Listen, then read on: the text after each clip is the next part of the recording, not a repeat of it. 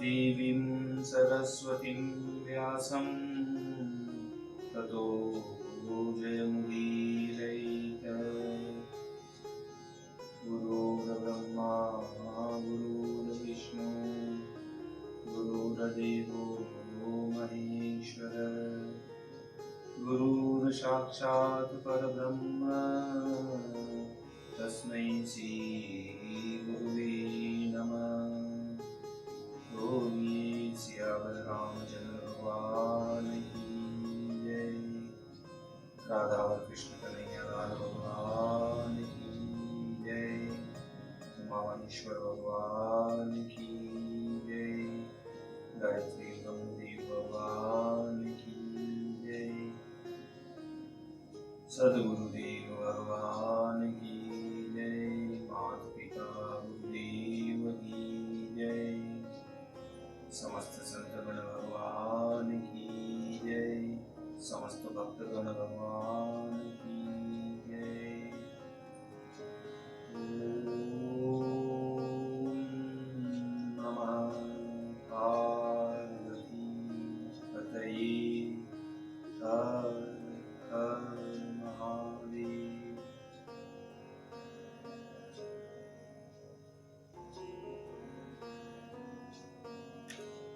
तो प्रिय मित्रों, प्रिय सज्जनों एवं श्रीमद् भागवत कथा के उच्च और श्रेष्ठ कोटि के श्रोतागण, जैसा कि हम सभी इस श्रीमद् भागवत कथा के रसामृत का लाभ क्रमबद्ध कथा में लेते आ रहे हैं और आज हम उसी क्रमबद्ध कथा के साथ 9वें अध्याय की ओर कथा को अग्रसर करते हैं, आगे बढ़ाते हैं। आप सभी श्रेष्ठ श्रोतागण भगवान श्री राधा वल्लभ कृष्ण कन्हैया लाल के श्री चरणों में दृढ़ भक्ति रखते हुए कथा का श्रवण करें, कीर्तन करें, भजन करें, मनन करें।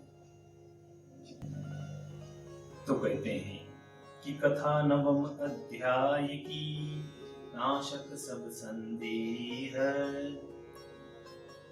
चतुश्लोकी भागवत वर्णों सहित स्नेह।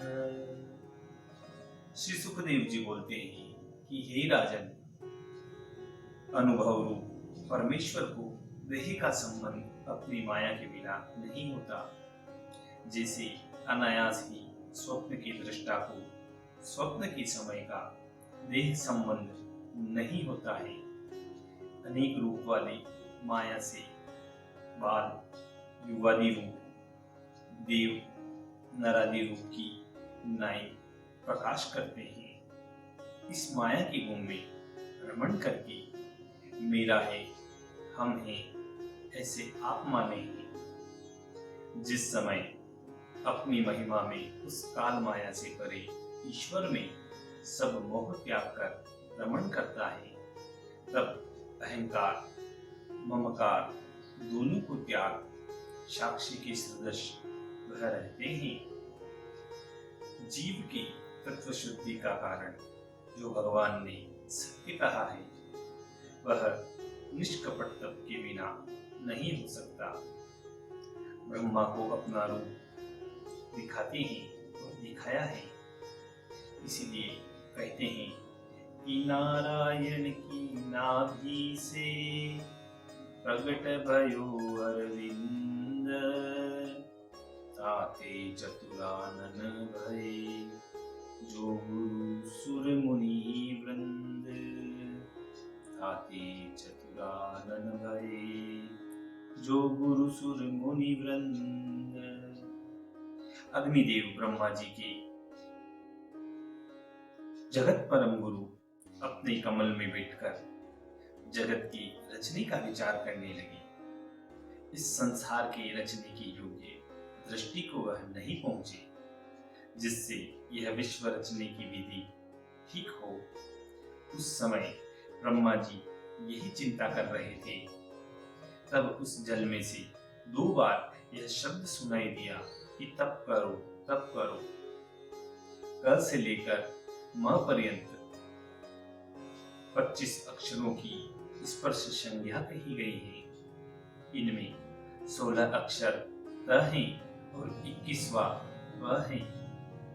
दोनों मिलकर तप हुआ। हे राजेंद्र, जिसको किसी वस्तु की चाहना नहीं, ऐसे मुनियों का वह धन है। तपोधन मुनि प्रसिद्ध हैं। तप करो, यह सुनकर ब्रह्मा जी ने सब ओर देखा और वक्ता के देखने की इच्छा की। तब कमल पर बैठे अपना हित विचार तप करने की मन में धारणा करते हैं। देखिए, यहाँ एक शंका और आती है कि भगवान की आज्ञा पाकर ब्रह्मा जी कमल के फूल पर बैठकर तपस्या करने लगे, परंतु उस तप का क्या नाम है? तप तो अनंत प्रकार के। ब्रह्मा ने कौन सा तप किया? तो इसकी शंका के उत्तर में कहते हैं कि ब्रह्मा जी नारायण की आज्ञा पाकर अपने मन को हृदय में स्थिर करके प्रेम से भगवान नारायण के नाम का जप करने लगे। यही परम तप है। तो कथा में आगे कहते हैं कि सफल दर्शन, पवन, मन, जीत, कर्म इंद्रियां और ज्ञान इंद्रियां जीतकर तप करने वालों में अति तपस्वी ब्रह्मा जी ने सब लोगों को प्रकाश करने वाला दिव्य तप सहस्त्र वर्ष तक किया, 1000 वर्षों तक किया, जिससे श्रेष्ठ और कोई नहीं है। कलेश, मोह, संभ्रम जहां है ही नहीं। सत्पुरुषवान आत्मवेता लोग अपने दर्शन करने वालों से श्री वैकुंठ लोक को प्रसन्न हो भगवान ने ब्रह्मा के लिए दिखाया। जिस वैकुंठ में राजस तामस नहीं है, शुद्ध तत्व जहां रहता है, रजतम मिलाकर तत्व गुण जहां नहीं है, जहां काल का पराक्रम नहीं चलता, माया का नाम वहां पर नहीं है, वहां रागादि की क्या सामर्थ्य हो सकती है? देव असुर जिनका दोनों भजन करते हैं, ऐसे भगवत के पार्षद जहाँ रहते हैं, पार्षदों का वर्णन करते हैं कि पार्षद कैसे होते हैं, उनका रूप कैसा होता है। तो कहते हैं कि श्याम सुंदर, उज्ज्वल स्वरूप, कमल नयन, पीतांबर पहने हुए, परम मनोहर, अति सुकुमार, उत्तम उत्तम रत्नमणि जटित सब आभूषण धारण किए हुए और अति तेजस्वी सब पार्षद कहलाते हैं। इसीलिए दोहे में कहते हैं कि कौन प्रवाल दुति सोहही, ओम विदुर्य मृंडाल, विराजमान माथे महा मुकुटमणि नकी माल, मुकुटमणि नकी माल। सामवेद को गाकर सर्वेश्वर को चारों ओर से नमस्कार कर रहे हैं। कहीं स्मरण नहीं, प्रशंसा है, और कहीं भगवान के चरित्रों की व्याख्या कर रहे हैं।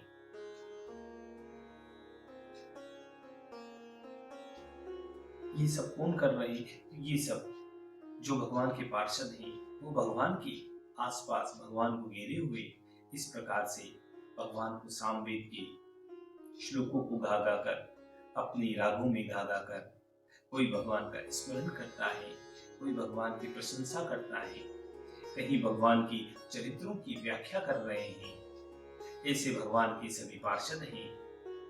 महात्माओं के प्रकाशवान शोभित विमानों की पंक्तियों से श्री वैकुंठ लोक सब ओर से विशेष करके प्रकाशमान हो रहा है। उत्तम स्त्रियों की कांति से ऐसा प्रकाशित हो रहा है जैसे बिजली सहित मेघमाला से आकाश शोभित होता है। दामिनी सदृश तो स्त्रियां हैं, मेघपंक्ति के समान विमान हैं और आकाश के तुल्य वैकुंठ लोक है, जहाँ वैकुंठ में रूपवती महालक्ष्मी जी श्री नारायण के चरणों में अनेक विभूतियों से मान करती हैं, सेवा करती हैं और हिंडोले में जुड़ती हैं।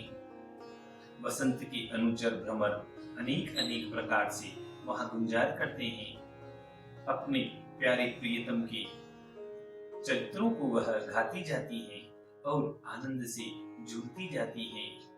श्री कृष्ण गोविंद हरे मुरारी हे नाथ नारायण वासुदेवा। इस प्रकार लक्ष्मी माता हिंडोले खा रही है झूले में और अपने प्रभु को याद कर रही है। उस वैकुंठ में सब भक्तों के पति श्री भोलीलाल नायक, यज्ञपति, जगत पालक, सुनंद, नंद, प्रबल, अहर्ण आदि अपने मुख्य मुख्य पार्षद सब ओर से जिनकी सेवा कर रहे हैं, उन समर्थ त्रिलोकीनाथ का ब्रह्मा जी ने वहां पर दर्शन किया। मृत्युजनों के प्रसाद में जिनका मुख दर्शन करने वाले को हर्षदायक होकर प्रसन्न नयन जिनकी मुस्कान से नेत्र मुख लाल हो रहे हैं, शीश पर मुकुट, कानों में कनक कुंडल, चार भुजा से सुशोभित पीतांबर धारण किए हुए, हृदय में श्री जी विराजमान हो, ऐसे हमारे प्रभु हैं। अत्यंत पूज्य योग सिंहासन पर विराजमान है। पर ब्रह्म, प्रकृति, पुरुष, महतत्व, अहंकार, चार तो यह और 11 इंद्रियां, पंच महाभूत, 16 और 5 उनकी मात्रा, इन शक्तियों और अपने स्वाभिमान जो स्वाभाविक जो ऐश्वर्य उनकी युक्त योगियों की ध्रुव आगामी ऐश्वर्य समेत अपने मंदिर में वह सदा भ्रमण करते हैं। जिनके दर्शन के आनंद से अंतःकरण प्रसन्न हो जाता है और तम रोमांचित देह प्रेम के भाव से नेत्रों में आंसू भर आनंद में मग्न होकर ब्रह्मा ने श्री वासुदेव के चरण स्वरूप को नमस्कार किया। जिनका दर्शन परमहंसों को ज्ञान मार्ग से होता है, उनका दर्शन श्री ब्रह्मा जी ने किया। संसार के रचने में जो श्री हरि की आज्ञा उसकी सुंदरता में स्थित है, चित उन ब्रह्मा जी से मंद मुस्कान की वाणी से चिदानंद घनश्याम आप ब्रह्मा का हाथ से हाथ पकड़कर बोलते हैं कि हे वेद गर्भ, हे ब्रह्मा, विश्व के रचने की इच्छा से तुमने हमें बहुत प्रसन्न किया है और सहस्त्र वर्ष तक अत्यंत तपस्या की है, तप किया है। जो मूर्ख योगी जन है उनसे मैं बहुत प्रसन्न नहीं होता हूँ। हे ब्रह्मा, आपका कल्याण होगा, मैं तुमसे बहुत प्रसन्न हूँ। जो इच्छा हो वह वर मुझसे मांगो। कल्याण की प्राप्ति में पुरुष को जब तक भ्रम है तब तक मेरा दर्शन कदाचित नहीं होता।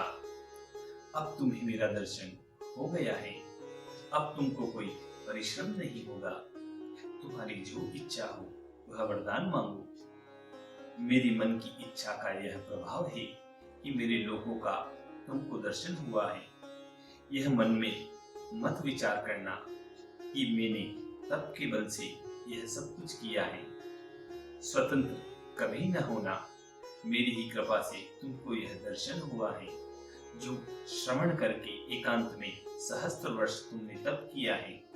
जब कर्म से तुम विशेष मोहित हुए तब मैंने तुमसे कहा कि हे पाप रहित तप करो।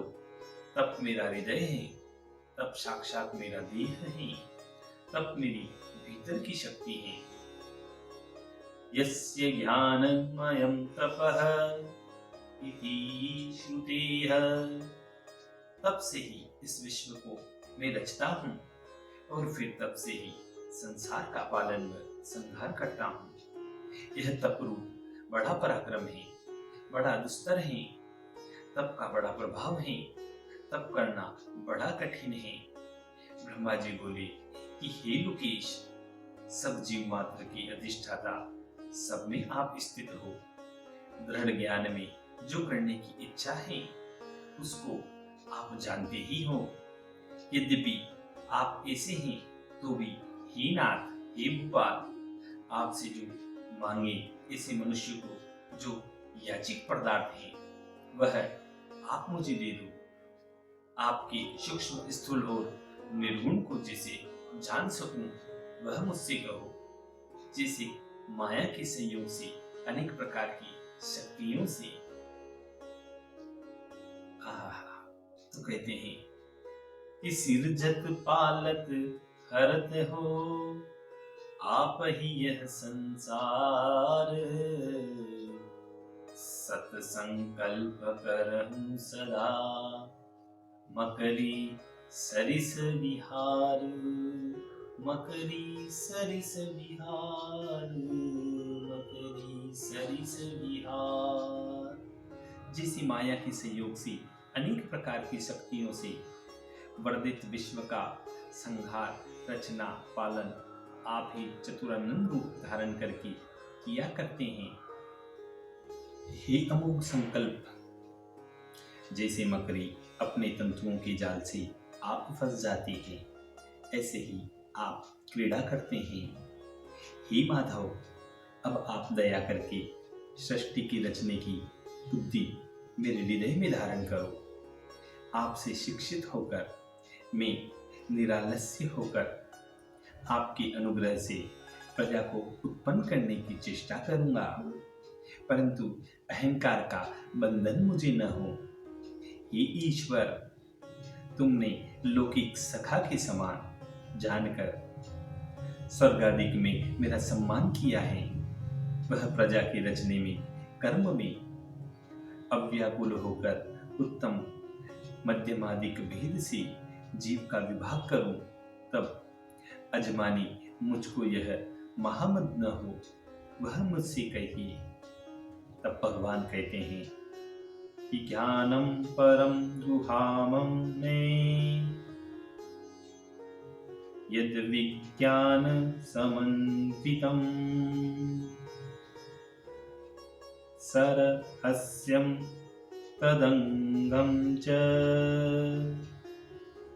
ग्रहाण गदितं मया। परम गुप्त है ज्ञान मम अंग सहित विज्ञान, भक्ति सहित मैं देता हूँ लीजे विधिमतिमान।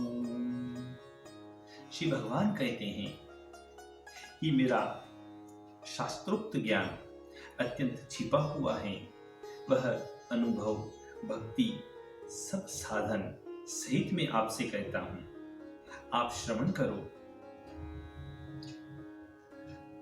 यावानहं यथा भावो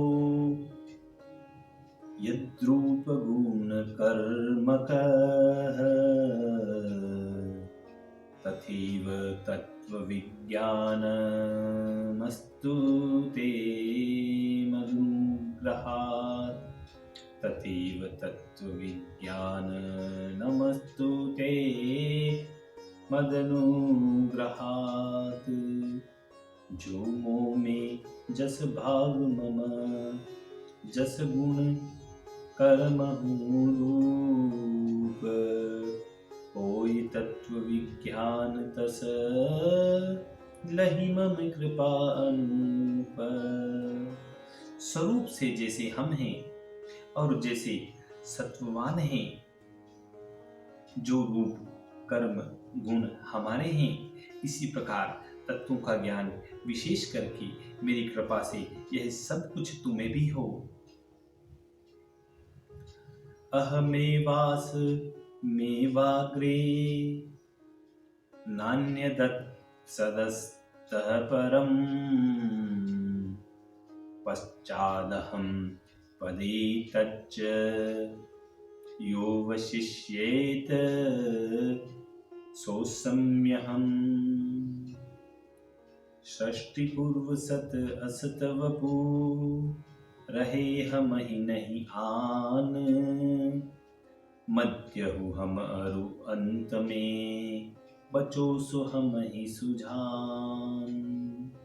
इस सृष्टि से पहले मैं ही था, मेरे अतिरिक्त और दूसरा कोई नहीं था, और स्थूल सूक्ष्म इनका परम कारण कुछ भी नहीं था।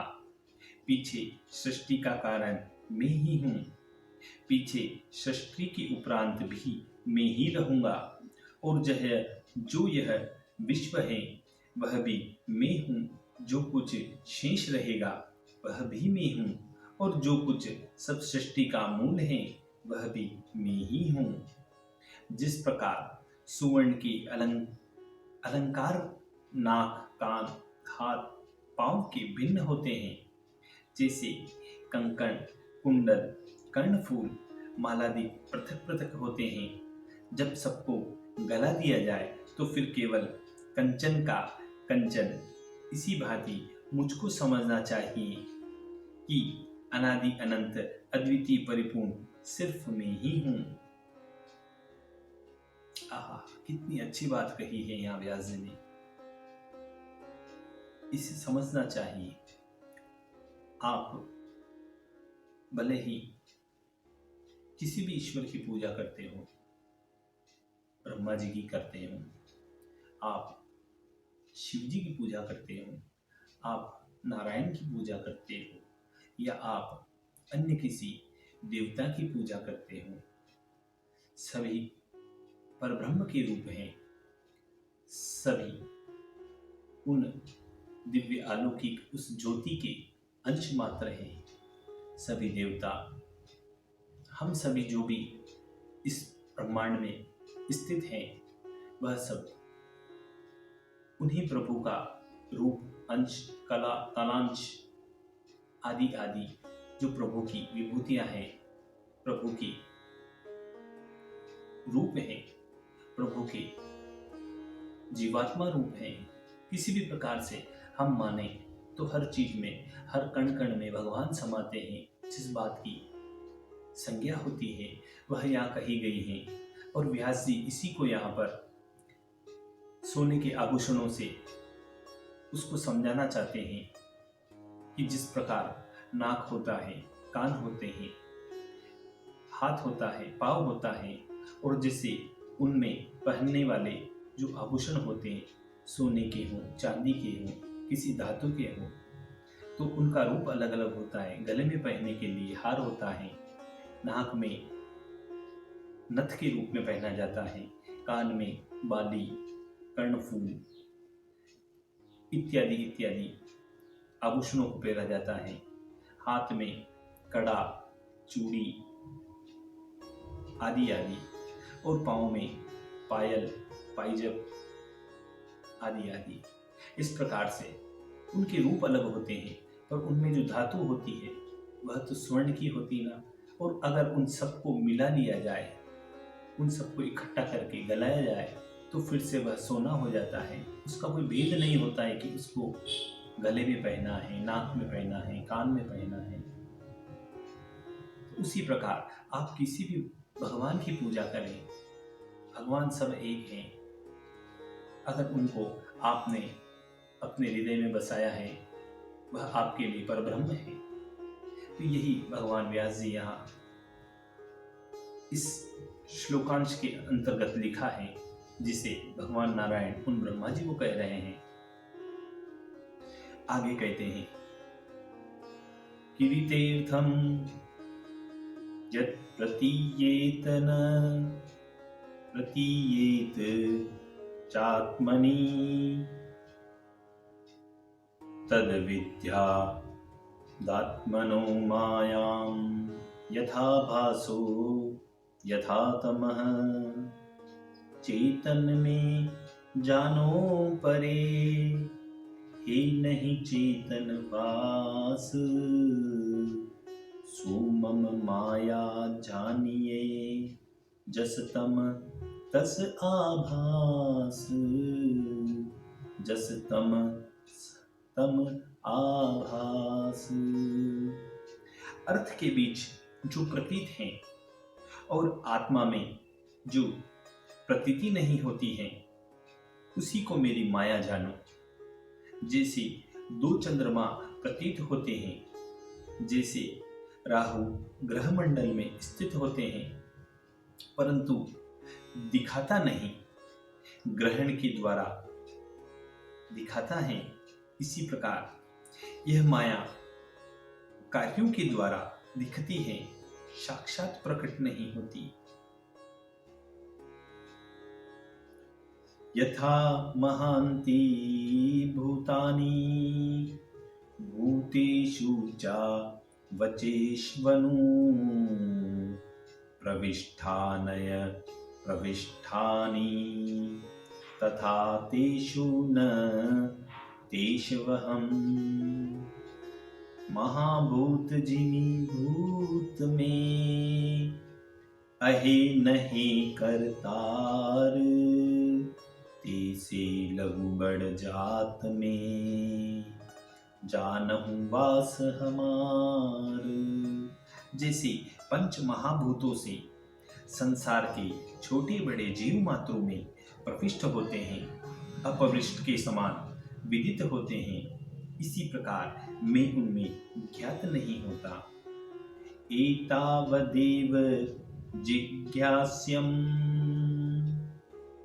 तत्त्वजिज्ञासुनात्मनः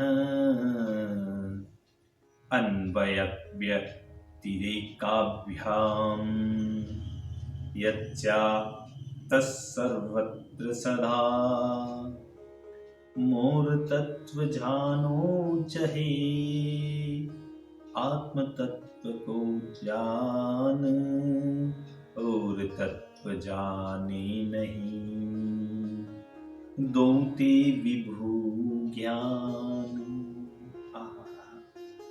आत्म तत्व के जानने वाले को इतना ही जानना योग्य है, अनव्य व्यतिरेक से जो सब ठोर सदा ही ईश्वर हैं। कहते हैं कार्येषु कारणत्वेनानुवृत्तिरन्व्यः। अर्थ इसका है कि कार्यों में कारण भाव से जो सदा रहे उसका नाम अन्व्य है। कारणा व्यवस्थायां च तेभ्यो व्यतिरेकः। अर्थ इसका यह होता है कि कारण अवस्था में उनसे अलग रहे उसका नाम व्यतिरेक है।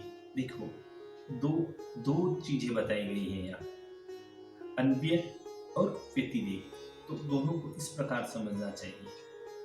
फिर आगे कहते हैं कि एतन्मतं समातिष्ठं परमेण समानिधा। एतन्मतं समातिष्ठं परमेण समाधिना भगवान कल्प विकल्पेषु न विमुहाति कहिर्चित्। हे एकाग्र ग्रह मोर मत धारहूँ विधि कर छोह।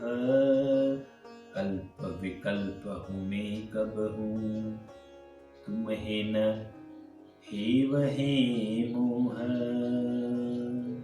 हे ब्रह्मा, हे विधाता, एकाचित द्वारा परम समाधि से तुम इस मत में स्थिर रहोगे तो तुम कल्पों विकल्पों में जो अनेक प्रकार की सृष्टि है उसका तुमको कभी यह अभिमान नहीं होगा कि इस संसार के कर्ता तुम हो, तुमने इसे बनाया है। इतनी कथा सुनाकर श्री सुखदेव जी कहते हैं राजा परीक्षित से कि मनुष्यों में श्रेष्ठ जो ब्रह्मा जी हैं उनसे अजन्मा ईश्वर यह कहकर वहां से अंतर्ध्यान हो गए। आदि रूप अविनाशी जगदीश्वर के अंतर्ध्यात होने के उपरांत सब जीवमय ब्रह्मा जी विश्वनाथ को हाथ जोड़कर विश्व को पहले की रीति से रचने लगे। प्रजापति धर्मपति एक समय यम नियम को प्रजा के कल्याण के लिए और अपने स्वार्थ की कामना के लिए रचा और यम नियमादि के आप स्वयं स्थित हुए। अति प्रिय भाग लेने वालों में, पुत्रों में पिता ब्रह्मा में, अनुरुक्त शील नम्रतादि में और शुश्रूषा करने वाले नारद जी ब्रह्मा जी की सेवा करने लगे। हे राजन, माया के ईश्वर व्यापक विष्णु की माया को जानने की इच्छा करके महामुनि महाभागवत श्री नारद जी ने पिता को प्रसन्न किया। विवेष्टिति विष्णु, सब में व्यापे उसका नाम विष्णु है। व्याकरण में भी लिखा है कि विशल्र व्याप्तो, जो धातु है उससे विष्णु शब्द व्युत्पादित होता है।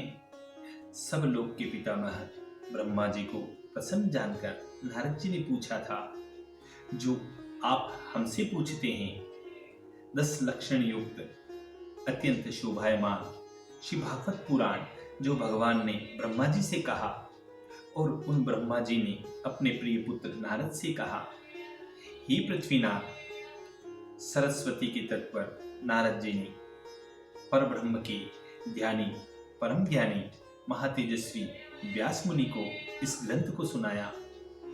जो तुमने हमसे जिज्ञासा की है, जो कुछ बात हे परीक्षित तुमने मुझसे पूछी है कि विराट पुरुष से यह विश्व कैसे होता है, और वह तुम्हारे कहे हुए सब प्रश्न और अन्य बातें भी जैसी हैं वैसे ही मैं कहूँगा। इसी के साथ, इसी संवाद के साथ इति श्री भागवत महापुराणे द्वितीय स्कंदे नवमो अध्याय पूर्णः।